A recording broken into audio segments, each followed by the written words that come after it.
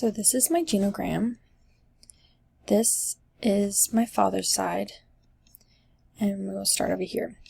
So this is my paternal grandfather and my paternal grandmother. My grandmother is now deceased, but they had 6 children together. The oldest is my aunt, and she was in a relationship and now she's divorced, and she has 2 boys, and her oldest son is now married. And then we move on to my uncle, who has no spouse and no children.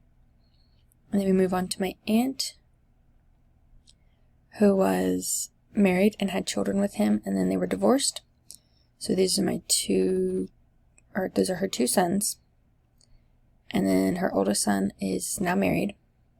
And then we move on to my other aunt, who was divorced, and now she's remarried, and she has a son.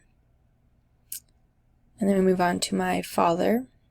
So this is my mother and my father, and then they had me and my brother. And then we move on to my uncle, who is married, and they have a little boy.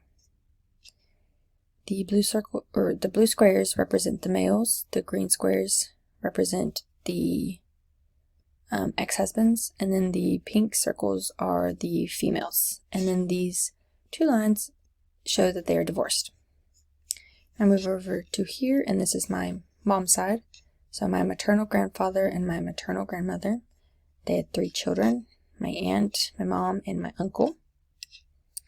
So my aunt was married, and then they had a daughter, and then they got divorced, and then she remarried, and the one that she is with now, they had a daughter together as well. This is my mother, who's married to my father. They had me and my brother.